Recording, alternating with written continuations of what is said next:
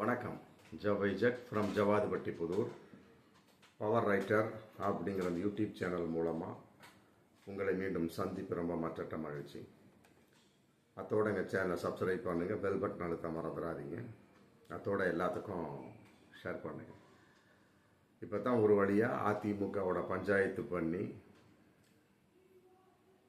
தன் கட்சியோடு கூட்டணி அப்படிங்கிற கான்செப்டை அமித்ஷா முடிச்சுட்டு போனார். அப்படியே ரெகுலர் அப்படியே போயிட்டுருக்கு. பலவிதமான சட்ட திட்டங்களோட நயினார் நாகேந்திரன் தமிழக பாஜக தலைவராக தேர்ந்தெடுக்கப்பட்டு விட்டார். ஒரு கண்டிஷன் சொல்லிட்டார், அதிமுக சம்பந்தப்பட்ட வகையில் யாரும் தவறான அறிக்கையை வெளியிடக்கூடாது, அதிமுகவை தாக்கி யாரும் பேசிவிடக்கூடாது, அறிக்கை வெளியிடக்கூடாதுன்னு போட்டு ரொம்ப ஸ்ட்ராங்காக சொல்லிட்டார். ஏன்னா அவரும் அதிமுகவிலேருந்து வந்தவர் தான் நயினார் நாகேந்திரன். ஆனால் அண்ணாமலை அப்படி கிடையாது. ஒரே சாதியாக இருந்தாலும் ஒரே இனமாக இருந்துமே அவர்களுக்குள்ள ஒற்றுமை இல்லை எடப்பாடிக்கும் அண்ணாமலைக்கும். அதன் அடிப்படையில் இன்னைக்கு நாகேந்திரன் தமிழக பாஜக தலைவராக தேர்ந்தெடுக்கப்பட்டு விட்டார். ஆமாம், அப்படிங்கிறப்ப அப்புறம் எடப்பாடி நயினார் நாகேந்திரன் அப்படி ஒற்றுமை அப்படி கீதம் பாட வேண்டிதான்.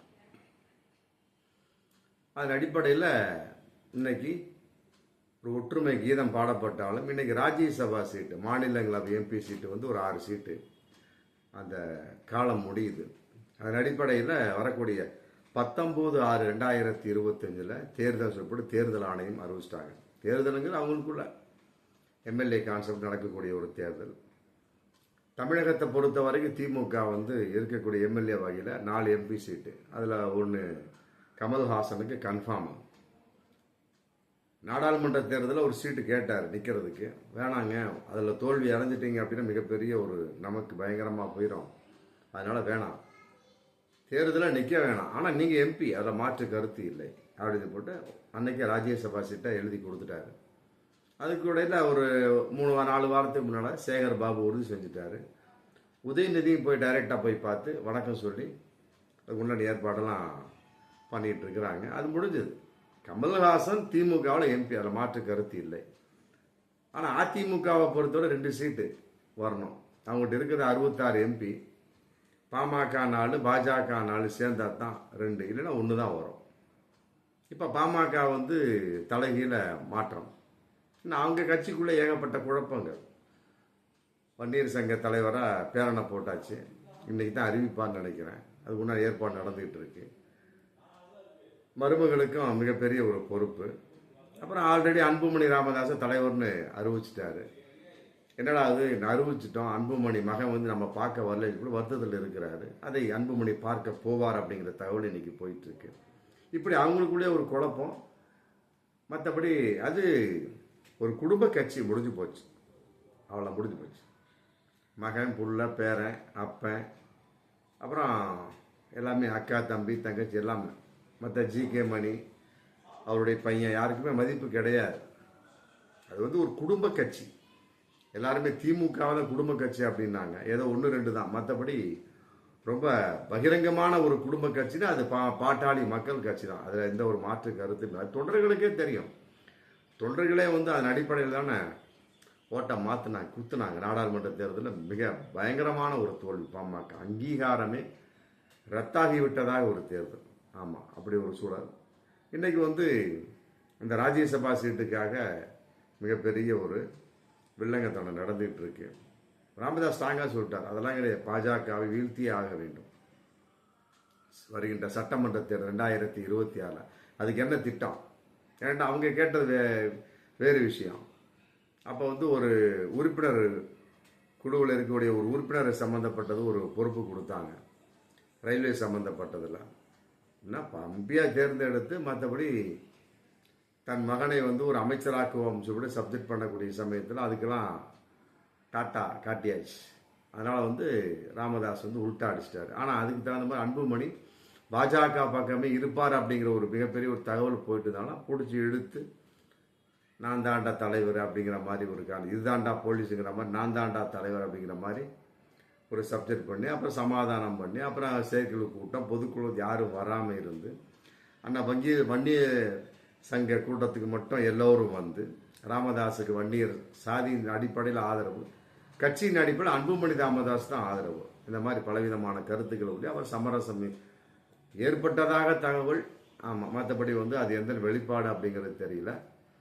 ஆமாம், மற்றபடி சமரசம் ஆகி 2026 சட்டமன்ற தேர்தலில் அப்பனும் பிள்ளையும் ஒன்றா இது தேர்தல் பிரச்சாரம் பண்ணுவாங்க சொல்லி ஜிகே மணி தான் சொல்லிட்டு இருக்கிறார். மற்றபடி எந்த அளவுக்கு நடக்க போகுது தெரியல. இதன் அடிப்படையில் இன்னைக்கு ராஜ்யசபா சீட்டு பாமகவும் கிடையாது அப்படிங்கிறது அதிமுகவும் சொல்லியாச்சு, பாஜகவும் சொல்லியாச்சு. அதன் அடிப்படை ராமதாஸ் முடிவு எடுத்துட்டார், பாஜகவை வீழ்த்தி ஆக வேண்டும். இந்த யோசனை, இந்த கருத்து முதலே இருந்திருந்தது. நாடாளுமன்ற தேர்தல் சம்பந்தப்பட்டு இருந்திருந்துன்னு வச்சுங்க, கட்டாயமா பாஜகவை திமுக வீழ்த்திருச்சு. இருந்தாலும் இன்னும் வீழ்த்தி இருக்கலாம்.